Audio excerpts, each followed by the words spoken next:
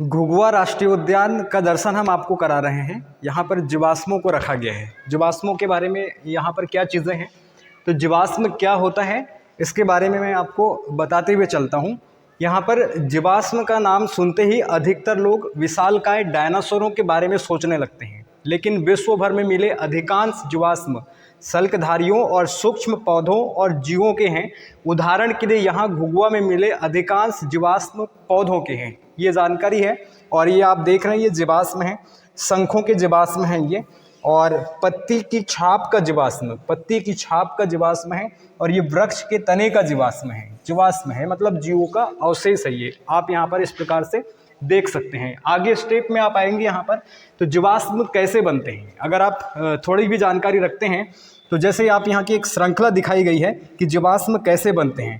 तो जीवाश्म तब बनते हैं जब खनिज पदार्थ धीरे धीरे मरे जानवर या पौधे के शरीर के कणों का प्रतिस्थापन करते हैं। यहाँ पर आप देखें ये जीव जंतु पेड़ पौधे यहाँ पर मरे हुए हैं, और यहाँ पर ये जो हैं खनिज पदार्थों से मिलकर के प्रतिस्थापित हो रहे हैं, जिससे मरा जानवर पत्थर में बदल जाता है। उस पर उसका रूप वही रहता है जो मूल जानवर या पौधे का था। तो इस प्रकार से यहाँ पर पेड़ पौधे जीव जंतु मरते हैं, फिर वो दब जाते हैं, फिर ये कई वर्षों तक, कई लाखों वर्षों तक जब पड़े रहते हैं तो अवशेष में बदल जाते हैं, उसे ही इन जीवों का अवशेष कहा जाता है। ये यहाँ पर आप देख सकते हैं। फिर विभिन्न प्रकार के जीवाश्म अनेक प्रक्रियाओं से बनते हैं और इसके आधार पर उनके कई प्रकार हैं। संपीड़न जीवाश्म, फिर ये पत्थरीकृत जीवाश्म, ये इस प्रकार के आप जीवाश्म यहाँ पर देख सकते हैं। अधिक जानकारी के लिए उनको पढ़ना पड़ेगा। विभिन्न प्रकार के जीवाश्म, ये मुद्राश्म जीवाश्म है, अनुरेख जीवाश्म है, रेजिन जीवाश्म है, और ये प्रतिस्थापन जीवाश्म है। इनकी सारी जानकारी यहाँ पर दी गई है, तो आप घुघुआ राष्ट्रीय उद्यान आकर के इनकी जानकारी ले सकते हैं। जीवाश्मों का अध्ययन आप देखेंगे तो जीवाश्मों का अध्ययन करने के लिए वैज्ञानिक मुख्यतः दो विधियां अपनाते हैं, पतली काट विधि और परत विधि। क्या है इसके बारे में आप यहाँ पढ़ करके समझ सकते हैं।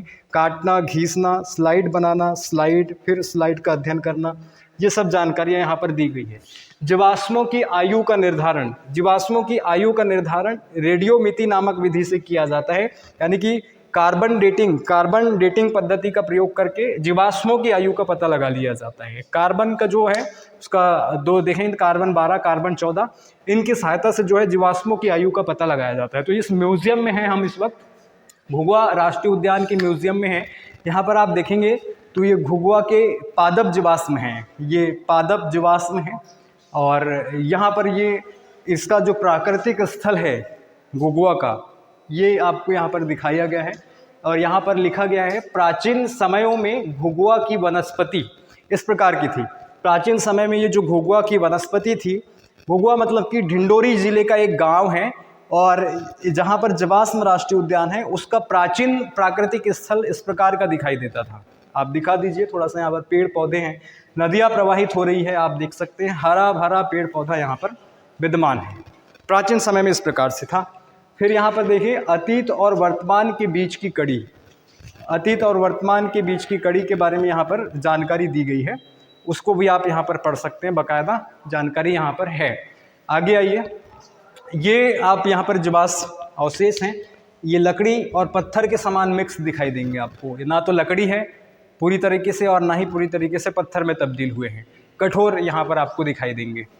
फिर आप यहाँ पर आपको यहाँ बताया गया महाद्वीपीय विस्थापन। महाद्वीपीय विस्थापन, अगर आप भूगोल के विद्यार्थी रहे हैं तो आपको महाद्वीपीय विस्थापन के बारे में अच्छे से पता होगा। जैसे ये ग्लोब जो लगे हैं वो घूमते हैं, इसको अगर मैं आपको यहाँ पर बताऊं तो आप देखते हैं ये उत्तरी अमेरिका महाद्वीप है, ये दक्षिणी अमेरिका महाद्वीप है, और ये अफ्रीका महाद्वीप है, इधर यूरोप है, इधर ऑस्ट्रेलिया है। ठीक है, इस प्रकार से ये सब जो महाद्वीप थे प्राचीन काल में, सारे महाद्वीप एक साथ जुड़े हुए थे, सारे महाद्वीप एक साथ जुड़े हुए थे। जैसे आप देखेंगे ये ऑस्ट्रेलिया महाद्वीप, और ये यूरोप महाद्वीप, ये एशिया महाद्वीप है, और ये एशिया महाद्वीप में भारत का हिस्सा है, दिखाई दे रहे हैं ना कैमरे में।